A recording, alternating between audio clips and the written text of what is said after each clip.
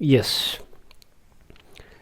friends, we are considering actually topic structure of atom. Structure of atom, and in that, in our previous lecture, we have studied, considered, which was a point actually that has been there in the schools 10th also, Rutherford's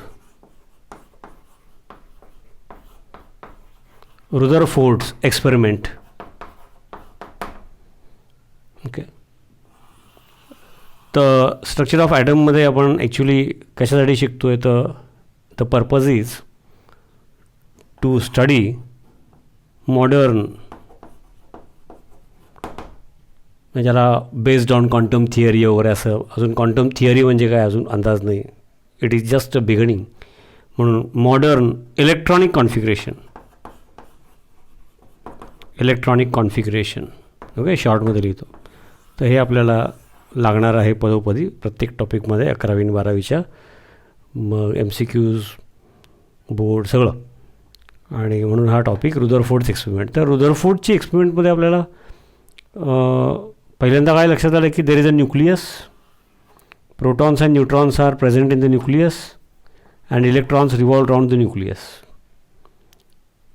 Protons and neutrons are present in the nucleus and electrons revolve around the nucleus in various paths. पण रुदरफोर्डचे limitations पण काही लक्षात आले नाही का. तर आपला हा स्ट्रक्चर ऑफ ॲटम, त्याच्यामध्ये रुदरफोर्डनी थिअरी म्हटलं, एक्सपेरिमेंट केला अल्फा पार्टिकल स्कॅटरिंगचा, आणि त्याच्यामध्ये लिमिटेशन लक्षात आले आपल्या की एक तर वेव्ह मेकॅनिक्स नाही का, वेव्ह मेकॅनिक्स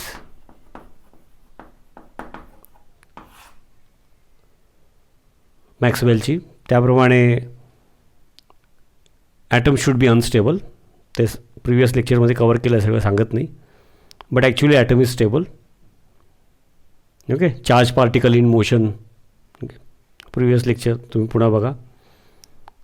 आणि सेकंड लिमिटेशन काय होतं की as per Rutherford's model, protons and neutrons are present in the nucleus, okay, and electrons revolve round the nucleus. तर त्याने राऊंड द न्यूक्लियस त्याच्यामध्ये काही सांगितलं होतं की म्हणजे रुदरफोर्डच्या एक्सप्लेनेशनप्रमाणे काय होतं, electrons revolve round the nucleus in any paths, म्हणजेच in any paths and all paths in any paths and all paths. Rutherford जे काय सांगतो प्रिव्हियस लेक्चर ऐका माझं. तर as per that electrons revolve, protons and neutrons together, ते जे असतात तिची इमॅजिनरी त्याचं व्हॉल्यूम असेल, एरिया असेल, त्याला न्यूक्लियस म्हटलं. Electrons revolve round the nucleus, outside the nucleus, in any paths and all paths. तर मग पुढे जाऊन जो स्पेक्ट्रोस्कोपिक एक्सपेरिमेंट आला, आणि त्या स्पेक्ट्रोस्कोपिक एक्सपेरिमेंटमध्ये जो स्पेक्ट्रा मिळाला आम्हाला, तर what Rutherford says, if it is correct, electrons revolve round the nucleus in any paths and all paths, हे जर करेक्ट असेल तर तो जो स्पेक्ट्रोस्कोपिक एक्सपेरिमेंट आता आपण बघणार आहोत, त्याची सुरुवात करणार आहोत. तर in any paths and all paths हे जर रुदरफोर्ड म्हणतो, त्यांनी त्याच्या वेळेला त्याच्या एक्सपेरिमेंटप्रमाणे एक मांडलं मॉडेल. त्यातल्या काही गोष्टी आपल्याला अजूनही लागू आहेत, काही गोष्टी नाही लागू आहेत. तर स्पेक्ट्रोस्कोपीचा एक्सपेरिमेंट आल्यानंतर लक्षात आलं की electrons revolve round the nucleus हे ठीक आहे, पण in any paths and all paths असं निघतो. असं जर असेल तर स्पेक्ट्रोस्कोपिक एक्सपेरिमेंट जो नंतर त्याचे इन्व्हेन्शन झाली, as per that it should be spectra result spectroscopic एक्सपेरिमेंटचा, it should be a continuous spectra,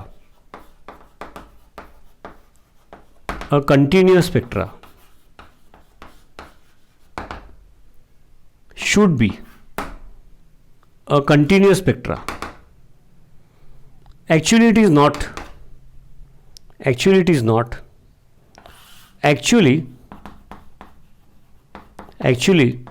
it is a discontinuous spectra, किंवा आपण म्हणूया त्याला it is a line spectra. आता मग स्पेक्ट्रा म्हणजे काय, मग त्यात डिसकंटिन्युअस स्पेक्ट्रा म्हणजे काय, डिसकंटिन्युअस स्पेक्ट्रा किंवा लाईन स्पेक्ट्रा म्हणजे काय, आता हे या लेक्चरमध्ये क्लिअर होणार आहे. पण रुदरफोर्डचा हा फार मोठा ड्रॉबॅक होता. आणि मग लाईन स्पेक्ट्रामधून आम्हाला कळणार आहे, त्याच्याही पुढं जाऊन मग त्याच्याही लिमिटेशन्स आणखी पुढं जाणार. पण तिथून आता आणखी पुढं हे electrons revolve round the nucleus, not in any paths and all paths but some definite paths, असं एक स्टेप पुढं गेलो आपण. तर दॅट वॉज पॉसिबल. म्हणजे हे जर खरं असेल तर it should have been continuous spectra. म्हणजेच जे इलेक्ट्रोमॅग्नेटिक रेडिएशन्स स्पेक्ट्रोस्कोपिक एक्सपेरिमेंटमध्ये इमिट होतात, पटकन सांगतो आहे मी, आता ते एक्सप्लेन करणार आहे. ते ऑल वेवलेन्थ्स म्हणजेच all frequencies, they should be of all frequencies. Actually electromagnetic radiations emitted during spectroscopic experiment are of certain frequencies, certain fix frequencies, किंवा are of certain fixed wavelength and not all wavelengths. तर असं मी आता पटकन बोलून गेलो, त्याचा अर्थ कळेल, एकदम इंटरेस्टिंग आहे. ओके, तर actually it is line spectra. आणि रुदरफोर्ड म्हणतो ते जर खरं असेल तर it should have been continuous spectra. एवढं इथंपर्यंत समजलं. मग स्पेक्ट्रोस्कोपिक एक्सपेरिमेंट स्पेक्ट्रा हे समजायचं असेल तर त्याच्यासाठी पहिल्यांदा आम्हाला व्हॉट इज इलेक्ट्रोमॅग्नेटिक रेडिएशन ही गोष्ट क्लिअर पाहिजे. व्हॉट इज इलेक्ट्रोमॅग्नेटिक रेडिएशन म्हणजे आपण जनरली लाईट म्हणतो, नाही का. मग त्याच्यामध्ये तुम्ही व्हिजिबल लाईट घ्या, red colour, blue colour, okay. Visible light असेल, अल्ट्राव्हायोलेट लाईट असेल, इन्फ्रारेड IR असेल, गॅमा रेज, रेडिओ वेव्ज, हे सगळे काय आहेत. तर all these are what we call as electromagnetic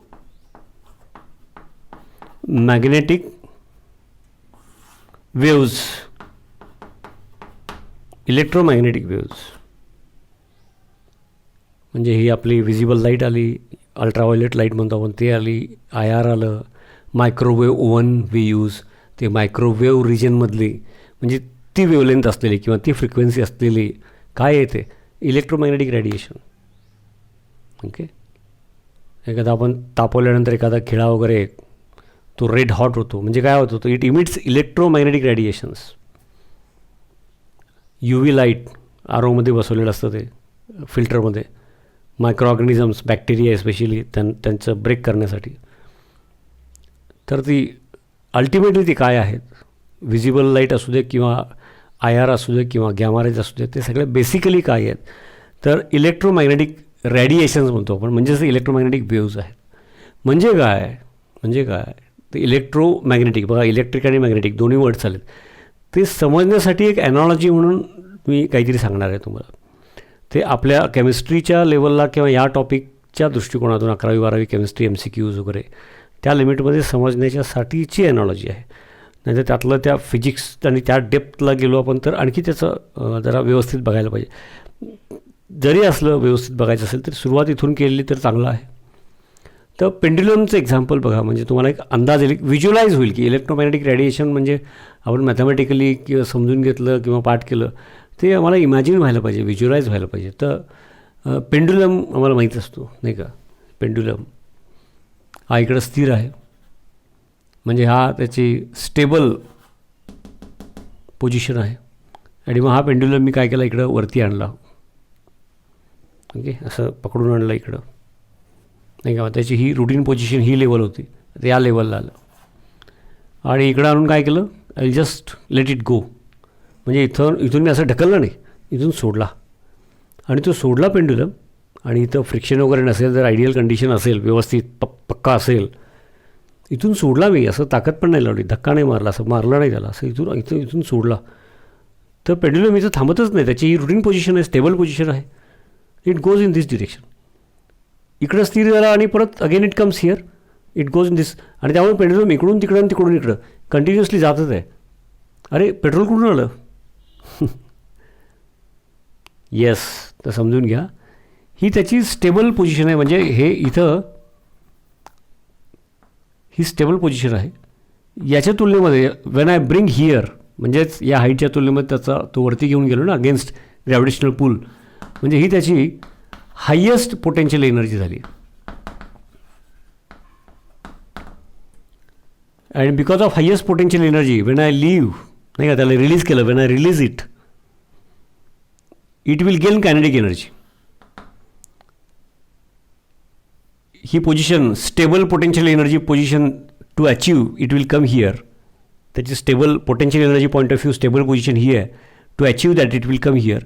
but when it comes here it will while coming here it gains kinetic energy. Kinetic energy इथं पण आहे, इथं पण आहे, इथं पण आहे. पण ही पोझिशन म्हणजे हायेस्ट बघा बोलतो आहे मी, त्यामुळं फक्त बोलताना तुम्हाला लक्षात येण्यासाठी बारीक अक्षरात लिहिलं आहे, highest kinetic energy. And because of kinetic energy it will move here. इकडे कायनेटिक एनर्जी म्हणजे थिओरिटिकली ती संपली असं नाही म्हणायचं. Minimum kinetic energy minimum, highest potential energy. Highest potential energy kinetic energy minimum, नाही का, म्हणजे मिनिमम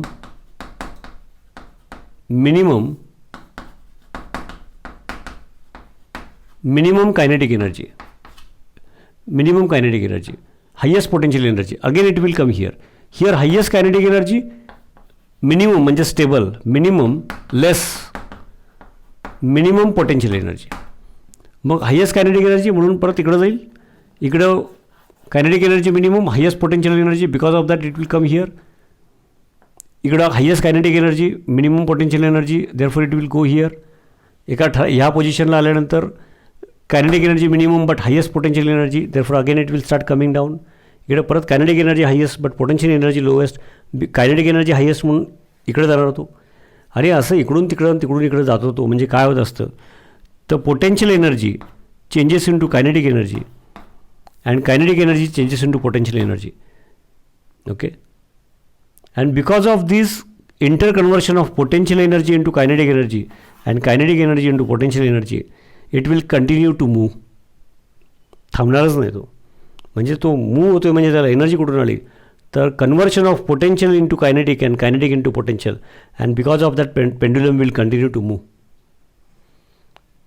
आणि मग तो ग्राफिकली रिप्रेझेंट केला आपण तर ही जर पोझिशन हायेस्ट पोटेन्शियल एनर्जीची म्हणालो आपण, हायेस्ट, तर ही हायेस्ट कायनेटिक एनर्जीची पोझिशन. आणि ही परत हायेस्ट बरं का, मी शॉर्टमध्ये लिहितो, हायेस्ट पोटेन्शियल एनर्जी म्हणजे highest potential energy, highest kinetic energy, highest potential energy. मध्ये दोन्ही पण आहेत बरं का, पोटेन्शियल कायनेटिक मधल्या पोझिशन्स. ती हायेस्ट, मग हायेस्ट पोटेन्शियल एनर्जी, मग हायेस्ट कायनेटिक एनर्जी आणि परत हायेस्ट पोटेन्शियल एनर्जी म्हणजे परत सेम स्टेज.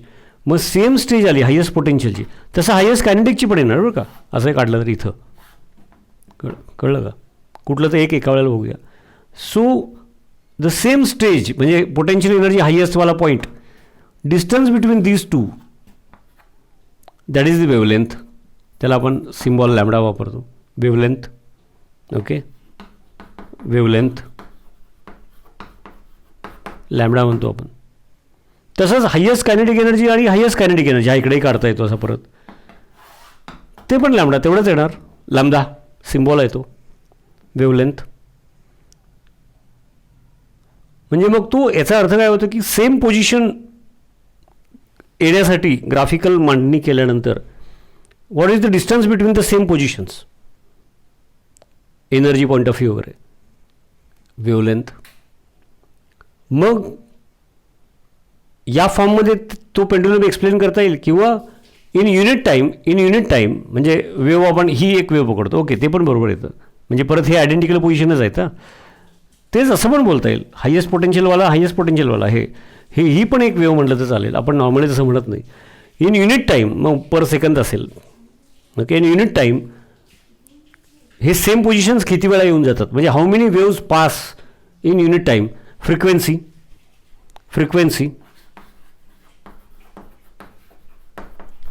न्यू सिम्बॉल त्याचा व्ही सारखा दिसतं ते न्यू.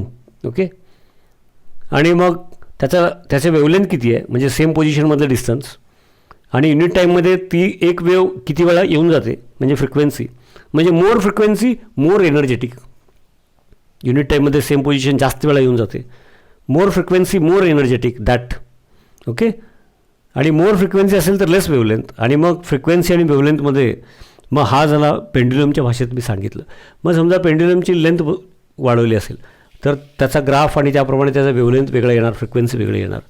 किंवा पेंड्युलमची लेंथ तेवढीच ठेवली पण इथं जो मेटॅलिक बॉल असेल तो जर बदलला, आयर्नच्या ऐवजी कॉपरच्या ऐवजी आणि कुठला तरीसुद्धा त्याची वेवलेंथ वेगळी येणार आणि फ्रिक्वेन्सी वेगळी येणार. हे जसं पेंड्युलमवरून तुम्हाला कळालं की एकदा एका पोझिशनवरून सोडलं की potential energy into kinetic and kinetic into potential and because of fluctuation of potential into kinetic and kinetic into potential it continuously, हे जर असं आपल्याला कळतं, समोर दिसतं, हेच तुम्ही इलेक्ट्रोमॅग्नेटिक रेडिएशनला सुपरइम्पोज करून त्याच्यासारखं असं समजून घ्यायचं.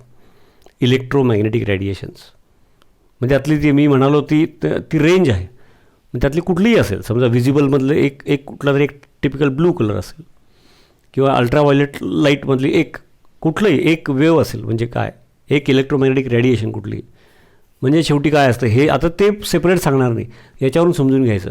हायेस्ट पोटेन्शियल तसं electromagnetic radiation, electric field into magnetic field and magnetic field into electric field, म्हणजे हायेस्ट मॅग्नेटिक फील्ड हा पॉईंट असेल तर हायेस्ट इलेक्ट्रिक फील्ड हा असेल. हे समजून घ्यायचं. हे कुठंही 11thला तुम्हाला असं विचारणार नाहीत, असं तुम्हाला कुठं लिहून दाखवायचं नाही आहे, त्यासाठी नाही आहे. एकदा तुम्हाला तो इलेक्ट्रोमॅग्नेटिक रेडिएशन आणि त्याचे आपण वेगळे different various different electromagnetic radiations and we explain and compare by using their wavelength lambda symbol or frequency symbol nu. समजलं का? तर हे काय प्रकार आहे ते थोडं तरी त्याचा अंदाज यायला पाहिजे, म्हणून ते पेंड्युलमवरून ते व्हिज्युअलाइज करण्यासाठी मी सांगतो आहे. त्यामुळं इलेक्ट्रोमॅग्नेटिक रेडिएशन एखादी असेल कुठली चर्चेत तर त्याची ही हायेस्ट मॅग्नेटिक फील्ड, ही हायेस्ट इलेक्ट्रिक फील्ड आणि ही हायेस्ट मॅग्नेटिक फील्ड. मग आणि म्हणजेच मॅग्नेटिक फील्ड इलेक्ट्रिक फील्ड दोन्ही असतात. Magnetic field into electric field and electric field into magnetic field, हे दोन्ही असं फ्लक्च्युएशन चालू असतं. तर त्यातलं मॅग्नेटिक फील्ड हायेस्ट असेल तो point, magnetic into electric and electric into magnetic हे कंटिन्युअसली चालू आहे फ्लक्च्युएशन. त्याच्यामध्ये इलेक्ट्रिक फील्ड मॅक्झिमम असेल तो पॉईंट ग्राफिकली कागदावर काढला आणि परत magnetic field highest, magnetic field highest. तर हे झालं distance between same highest magnetic field आणि परत हायेस्ट मॅग्नेटिक फील्ड. हे पेजवर रिप्रेझेंट केल्यानंतर ते जे डिस्टन्स येणार दॅट इज वेवलेंथ लॅम्बडा. आणि युनिट टाईममध्ये सेम पोझिशन, म्हणजे समजा highest magnetic field for example किती वेळा येऊन गेले, म्हणजे एक वेव युनिट टाईममध्ये किती वेळा रिपीट झाली, तेच इलेक्ट्रिक फील्डला पण हायेस्ट इलेक्ट्रिक फील्ड. आणि हा ग्राफ असा इकडे काढला असता रिप्रेझेंटेशन तर हा पॉईंट आला असता हायेस्ट इलेक्ट्रिक फील्ड लॅम्बडा. समजलं का? तर distance between same point, same positions. Okay, मग ते फील्ड त्याची मॅग्निट्यूड वगैरे. तर हायेस्ट मग म्हणून एक्झाम्पल म्हणून हायेस्टच घ्यायला पाहिजे असं काही नाही आहे, कुठलंही घ्या सोयीचं पडतं म्हणून. हायेस्ट मॅग्नेटिक फील्ड आणि परत हायेस्ट मॅग्नेटिक फील्ड आलं, कारण magnetic into electric and electric into magnetic हे चालू असताना हायेस्ट मॅग्नेटिक फील्ड असेल तेव्हा लोएस्ट इलेक्ट्रिक फील्ड, म्हणजे हायेस्ट मॅग्नेटिक कंपोनंट असेल, फील्ड म्हणजे कंपोनंट, त्यावेळेला लोएस्ट इलेक्ट्रिक कंपोनंट असणार. ज्यावेळेला हायेस्ट इलेक्ट्रिक कंपोनंट असेल त्यावेळेला लोएस्ट मॅग्नेटिक कंपोनंट असणार. आणि पुन्हा केव्हा तरी हायेस्ट मॅग्नेटिक कंपोनंट असेल त्यावेळेला त्याचा लोएस्ट इलेक्ट्रिक कंपोनंट असणार, नाही का? ओके. आणि मग to highest magnetic field represent केले त्याच्यामध्ये डिस्टन्स किती आहे, किंवा टू हायेस्ट इलेक्ट्रिक फील्ड जो ग्राफिकली रिप्रेझेंट केलं ते डिस्टन्स किती आहे, दॅट इज द वेवलेंथ. आणि अशी एक वेव युनिट टाईममध्ये किती वेळा येऊन जाते दॅट इज द फ्रिक्वेन्सी. हे तुम्ही पहिल्यांदा इलेक्ट्रोमॅग्नेटिक रेडिएशन त्याच्या नावातच आहे की electric field into magnetic field. Okay, electric field into magnetic field and magnetic field into electric field, दोन्ही फील्ड असतात. मग कधी इलेक्ट्रिक फील्ड हायेस्ट असतो, कधी मॅग्नेटिक फील्ड हायेस्ट असतो. आणि electric into magnetic and magnetic into electric म्हणून the electromagnetic radiations normally ज्याला आपण लाईट म्हणतो तर ते those are called as electromagnetic radiation. साध्या भाषेत आपण लाईट म्हणतो. आणि व्हिजिबल लाईट ही सुद्धा एक इलेक्ट्रोमॅग्नेटिक रेडिएशन आहे, मगाशी मी बोललो. मग अगदी व्हिजिबल लाईटमध्ये सुद्धा ब्लू लाईट, रेड लाईट समजा. तर दोन्हीमध्ये काय बेसिकली फरक आहे, तर बोथ आर इलेक्ट्रोमॅग्नेटिक रेडिएशन्स. म्हणजे काय फरक असणार आहे, तर त्यांची वेवलेंथ वेगळी असणार आहे. वेवलेंथ वेगळी असणार आहे म्हणजेच फ्रिक्वेन्सी वेगळी असणार आहे. ओके. आणि मग एस्पेशली इलेक्ट्रोमॅग्नेटिक रेडिएशनच्या बाबतीत आमच्या लक्षात काय आलं की इट्स वेवलेंथ त्या समजा ब्लू लाईट असेल फॉर एक्झाम्पल, ब्लू कलरची व्हिजिबल लाईट, त्याची काहीतरी वेवलेंथ असेल त्या ग्राफप्रमाणे आणि त्याची काहीतरी फ्रिक्वेन्सी असणार. फ्रिक्वेन्सी म्यू, तर लॅमडा इंटू म्यू म्हणजे wavelength into frequency that is equal to C, velocity of light in vacuum. माहिती आहे का? C 3 × 10⁸ 3 × 10⁸ metre per second in vacuum. बरं का? लाईट म्हणजेच इलेक्ट्रोमॅग्नेटिक रॅडिएशन, त्याचा स्पीड. म्हणजेच इलेक्ट्रोमॅग्नेटिक रॅडिएशन ती व्हिजिबल लाईट असू दे, एक्सरे असू दे, गॅमा रेज असू देत, त्याची वेवलेंथ वेगळी असेल, वेवलेंथ किती असेल त्याप्रमाणे फ्रिक्वेन्सी फिक्स होते. हे इक्वेशन आहे, कारण सी इज कॉन्स्टंट. पण कुठली पण इलेक्ट्रोमॅग्नेटिक रॅडिएशन असू दे, गॅमा रेज असू दे, यू व्ही लाईट असू दे, व्हिजिबल लाईट कुठल्याही कलरची असेल, तर त्याची velocity of that electromagnetic radiation म्हणजेच velocity of light in vacuum हे कॉन्स्टंट आहे. That is represented by c and that is equal to 3 × 10⁸ metre per second किंवा 3 × 10⁸ पर सेकंद सेंटीमीटरमध्ये आहेत. 3 × 10⁸ सेंटीमीटर पर सेकंद. तर एवढं आपल्याला पहिल्यांदा मिनिमम माहिती पाहिजे. आणि मग ह्या ज्या सगळ्या वेगळ्या वेगळ्या अगदी व्हिजिबल लाईटमधले वेगळे वेगळे कलर जरी घेतले किंवा यू व्ही लाईट म्हणून आपण ज्याला म्हणतो त्याला घेतलं. आता बघा ना, आपण एक्सरे काढतो. समजा माझा एक्सरे काढायचा म्हणजे काय आहे? शेवटी एक्सरे म्हणजे काय? एक ठराविक फ्रिक्वेन्सी किंवा एक ठराविक वेवलेंथची रेंज असणारा इलेक्ट्रोमॅग्नेटिक रेडिएशनचा एक ग्रुप आहे, त्याला एक्सरे म्हणतो. त्याच्या प्रॉपर्टीवरून त्या ग्रुपला एक्सरे नाव दिलं. आणि मी एक्सरे काढण्यासाठी समोर उभा आहे आणि तिकडं जे एक्सरेचं युनिट असेल त्या बल्बमध्ये समजा चुकून एक्सरे इमिट करण्याच्या ऐवजी साधा नेहमीचा आपला घरगुती व्हिजिबल लाईटशी संबंधित बल्ब लावला आणि काढलं तर एक्सरे, बटन दाबलं आणि एक्सरे तो गेला, कम्प्युटरवरच जातो अलीकडे डॉक्टरांच्याकडे. तर काय दिसणार? डॉक्टरांना असं दिसणार की सगळं काळंच आहे, आत काही शिल्लकच नाही. बिकॉज व्हिजिबल रेंजमधली जे नॉर्मल चुकून बल्ब लावला त्याने, तर त्याच्यातून इमिट झालेले इलेक्ट्रोमॅग्नेटिक रॅडिएशन्स, त्याची वेवलेंथ आणि फ्रिक्वेन्सी ही ज्याला आपण एक्सरे म्हणतो त्यांच्यापेक्षा वेगळी आहे. त्यांची प्रॉपर्टी शरीरातून पास होऊन पलीकडे जाण्याची नाही आहे. त्यामुळं पलीकडे काहीच लाईट पलीकडे पास नाही होणार. त्याप्रमाणे डॉक्टरांना कुठं माहिती आहे की चुकून बल्ब बदललेला आहे. आणि एक्सरेचं काय वैशिष्ट्य आहे? बोन्समधून नाही पास होत, थोडं सिम्प्लिफाईड भाषेत सांगतो मी, आणि बाकीच्यामधून पास होतो. आणि त्यामुळं मग आपल्या वरगडे असतील किंवा बोन्समध्ये हेअरलाईन क्रॅक जरी असेल तर ते क्रॅक्स कळतात, किंवा इवन लंग्स वगैरे त्याच्यामध्ये काही इन्फेक्शन वगैरे असेल तर ते कळतं. म्हणजे ती डेन्सिटी वगैरे जी आहे त्याप्रमाणे पास किती होणार, कशातून होणार, कशातून नाही होणार. त्यामुळं आतलं आपल्याला चित्र दिसतं. मी आत कसं आहे ते तुम्हाला बाहेरून दिसतं ना एक्सरेमुळं.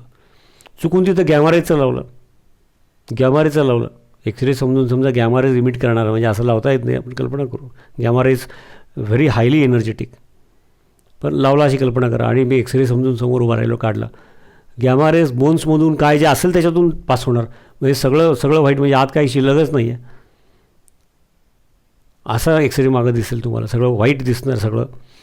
आणि साधी लाईट होती तेव्हा सगळं ब्लॅक दिसणार. मुद्दा काय म्हणजे सगळे एक्सरे काय, गॅमारेज काय, यू व्ही लाईट काय, व्हिजिबल काय, ultimately all are electromagnetic radiations. Electric field into magnetic field and magnetic field into electric field. आणि त्याचे रिझल्टंट म्हणून जे इमिट होतात ते इलेक्ट्रोमॅग्नेटिक रॅडिएशन. म्हणजे गंमत बघा कसं असतं.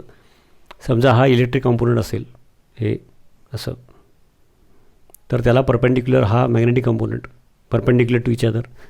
समजलं का? म्हणजे हा इलेक्ट्रिक कॉम्पोनंट आपण फिक्स केला तर मॅग्नेटिक कॉम्पोनंट या डायरेक्शनमध्ये, both are perpendicular to each other. And resultant आणि magnetic component into electric and electric into magnetic, but both are perpendicular to each other. And resultant of that will be perpendicular to the plane which carries these two components. म्हणजे जर हा plain आहे, हे electric component पकडलं तर हा magnetic component, हा plain झाला.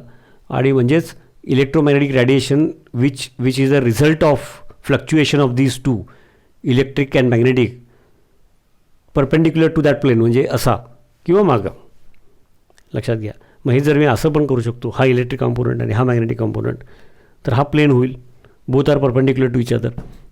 द रिझल्टंट, या दोन्हीचा रिझल्ट म्हणून जे इमिट होणार इलेक्ट्रोमॅग्नेटिक रॅडिएशन, मग तो एक्सरे असेल, गॅमा रे असेल, व्हिजिबल लाईट असेल, तर ह्या प्लेनला परपेंडिक्युलर म्हणजे वरती जाईल किंवा खाली.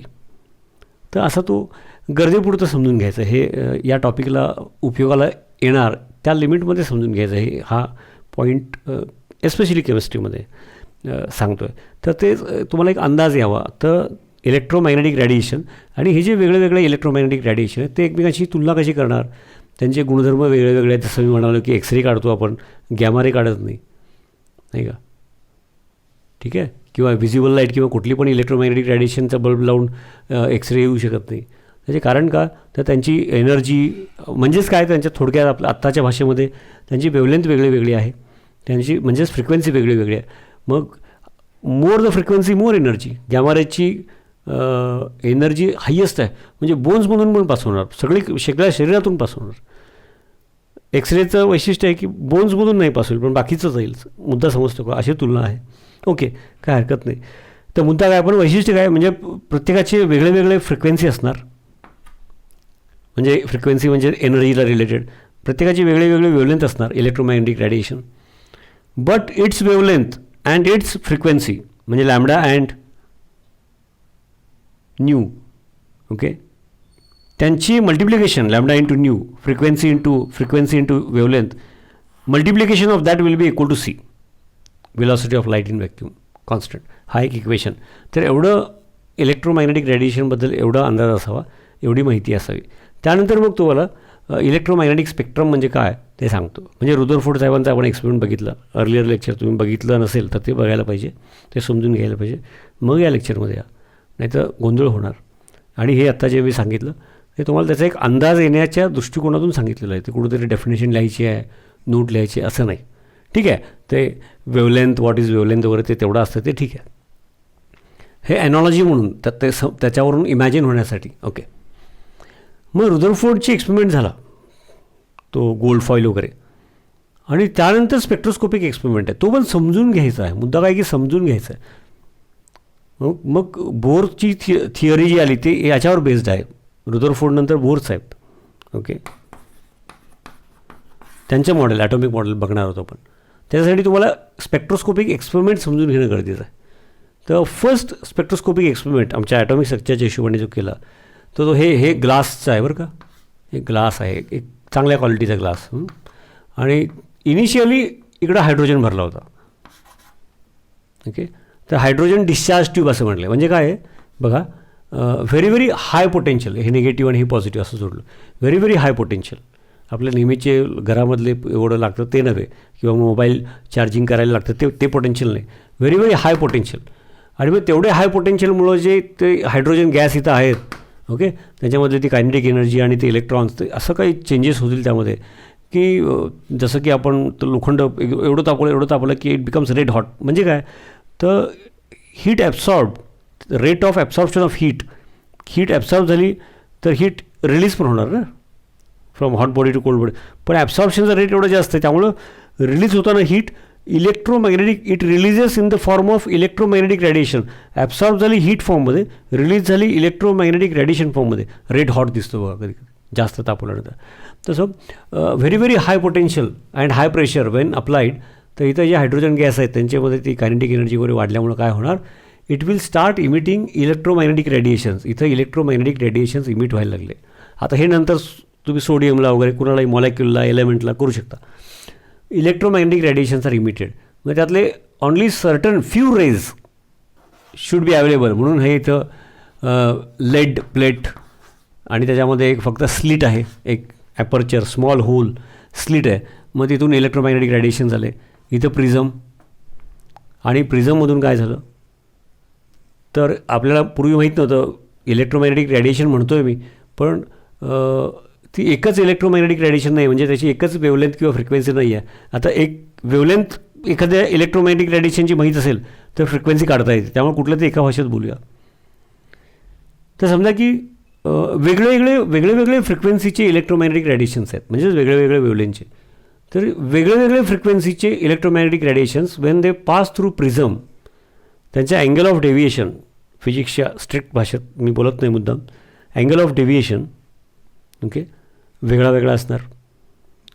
आणि मग वेगळा असणार तर मग कुणाचा एवढा आहे, कुणाचा एवढा आहे. तर इथं जी फोटोग्राफिक प्लेट ठेवलेली आहे, जसं एक्सरे ठेवतात, मग फोटोग्राफिक प्लेट एक्सरे काढताना मागं ठेवतात तसं, तर ते वेगळे इथे येताना ते सगळे एकत्र आहेत.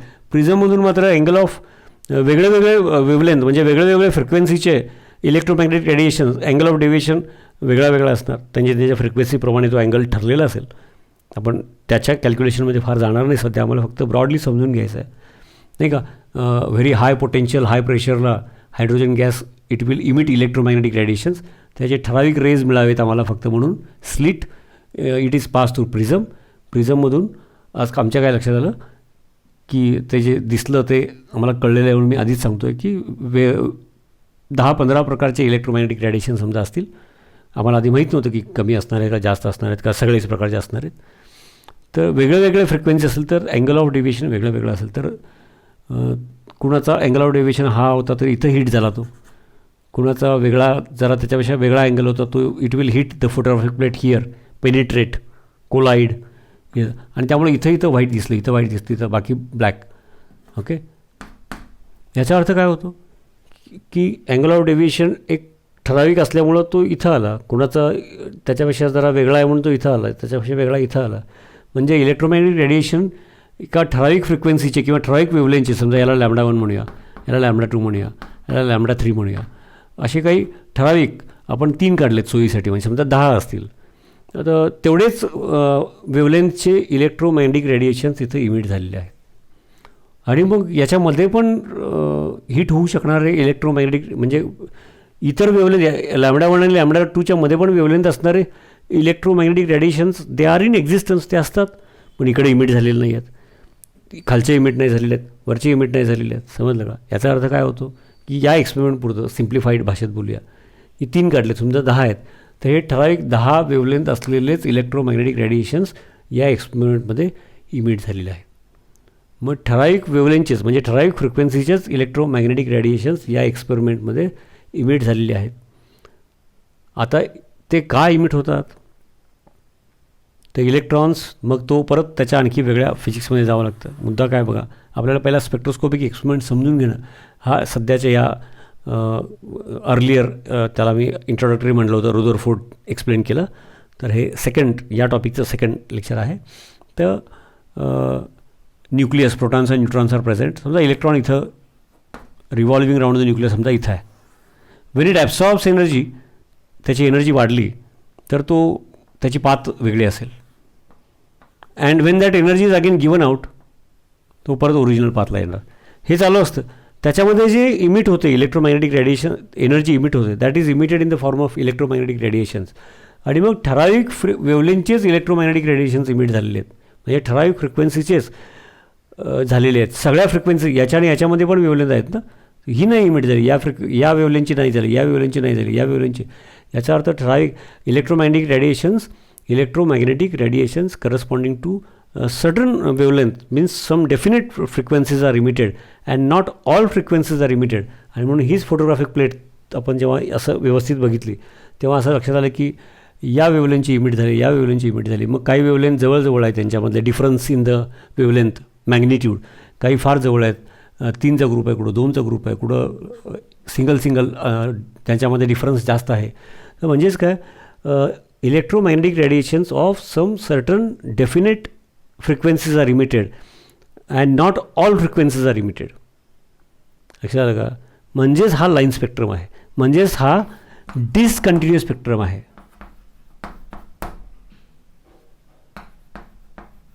डिसकंटिन्युअस स्पेक्ट्रम आहे. जर सर्व प्रकारचे इलेक्ट्रोमॅग्नेटिक रेडिएशन्स म्हणजे सगळ्या वेव्हलेंथ आणि म्हणजे सगळ्या फ्रिक्वेन्सीज असलेले इलेक्ट्रोमॅग्नेटिक रेडिएशन्स इमिट झाले असते तर सगळे लाईन्स असे आणि हे सगळंच वाईट झालं असतं. असं झालेलं नाही आहे. याचा अर्थ काय एवढ्या एक्सपेरिमेंटवरून आता ह्याचे डिटेल्स बघणार आपण. पहिल्यांदा इलेक्ट्रोमॅग्नेटिक रेडिएशन म्हणजे काय समजून घेतलं आणि थोडक्यात हा स्पेक्ट्रोस्कोपीचा एक्सपेरिमेंट म्हणजे काय तो समजून घेतलं. आणि आम्हाला काय लक्षात आलं तर certain electromagnetic radiations during this experiment electromagnetic radiations emitted are of certain frequencies, few fixed wavelengths and not all wavelengths and not all frequencies. म्हणून त्याला लाईन स्पेक्ट्रम म्हटलं किंवा डिसकंटिन्युअस स्पेक्ट्रम म्हटलं. याचा अर्थ काय होतो की जे रुदरफोर्डनी सांगितलं होतं की त्यांनी जे सांगितलं त्याचा अर्थ निघतो electrons revolve round the nucleus in all paths any paths and all paths. तसं असतं तर all frequencies and all wavelengths electromagnetic radiations corresponding to during this experiment spectroscopic experiment electromagnetic radiations corresponding to all frequencies and all wavelengths should have been emitted. जर ते Rutherford काय सांगतात त्याचे जर अर्थ निघाला तर त्याचे अर्थ जर काढला तर all paths and any paths, तर ज्या अर्थी जर तसं असतं तर मग electromagnetic radiations corresponding to all frequencies and all wavelengths should have been emitted, आणि त्यामुळे सगळा व्हाईट वॉश आला असता, असे गॅप्स दिसले नसते. म्हणजे ही वेवलेंथ इमिट झाली, या वेवलेंथचा इलेक्ट्रोमॅग्नेटिक रेडिएशन इमिट झाला, यांचा इमिट झाला, यांचा इमिट झाला, इथं मध्ये पण असतात ना, म्हणजे नेचरमध्ये असतात पण या एक्सपेरिमेंटमध्ये नाही इमिट झाले. याचा अर्थ काय होतो की electrons revolve round the nucleus in some definite paths, certain paths, fix path, असं काहीतरी अर्थ निघतो. आणि रुदरफोर्डचे जे काही एक्सप्लेनेशन आहे सेंटरला न्यूक्लियस आहे, electrons revolve round the nucleus, तर काही मुद्दे बरोबर आहेत, पण दॅट पॉईंट इन विच असा जो अर्थ निघतो त्याचा की electrons revolve round the nucleus in any paths and all paths, if that were true then this should have been continuous spectra, म्हणजे सगळे वेवलेंथ सगळे फ्रिक्वेन्सीज इमिट व्हायला पाहिजे. Actually it is line spectra, it is discontinuous spectra, म्हणजेच electrons revolve round the nucleus in some definite paths and fix paths, असा त्याचा अर्थ निघतो. आणि मग हा एक्सपेरिमेंट, याचे रिझल्ट आणि आणखी काही नेक्स्ट लेक्चरला सांगणार, त्याच्यावरून मग आणखी जसं रुदरफोर्ड मॉडेल ॲटॉमिक मॉडेल आलं तसं बोर्स ॲटॉमिक मॉडेल ते आपण बघणार. आणि मग परत बोर्स ॲटॉमिक मॉडेलमध्ये पण काहीतरी नवीन डेव्हलपमेंट झाली, जसं रुदरफोर्डची काही चूक नाही आहे. रुदरफोर्डने जेव्हा अभ्यास केला नाही का, ती thin gold foil experiment, alpha particle scattering, त्यावेळेला स्पेक्ट्रोस्कोपिक एक्सपेरिमेंट नव्हताच, it was not in existence. आता स्पेक्ट्रोस्कोपिक एक्सपेरिमेंट आला, त्यामुळे एवढं कळालं. मग बोर साहेबांनी on the basis of that आणि काही मॅथमॅटिकल कॅल्क्युलेशन्स त्यांचे मॉडेल आणलं. परत पुढे जाऊन त्याच्यामध्ये पण काही ड्रॉबॅक्स येणार आहे, त्याच्यासाठी काहीतरी नवीन डेव्हलपमेंट झाली, असं करत आपण पुढे जाणार. हे आजचं लेक्चर आहे, हे कुणाला सांगायचं आहे, कुठं नोट लिहायचे याच्यासाठी नाही, पहिलं घाबरू नका. तुम्हाला या लेवलला ते तुमच्या मेंदूमध्ये असं काहीतरी हा विचार, इलेक्ट्रोमॅग्नेटिक रेडिएशन म्हणजे काय, स्पेक्ट्रा म्हणजे काय, त्यात लाईन स्पेक्ट्रा म्हणजे काय, रुदरफोर्ड काय म्हणतो त्याप्रमाणे मग हा स्पेक्ट्रा कसा यायला पाहिजे होता, तसा येत नाही, त्याचा अर्थ काय, याचं एक चित्र डोळ्यासमोर तयार झालं. ओके, तर ते भरपूर आहे किंवा तेवढाच हेतू आहे, आणि मग पुढं जे काही शिकायचं ते शिकण्यासाठी फायदा होणार. थँक्यू.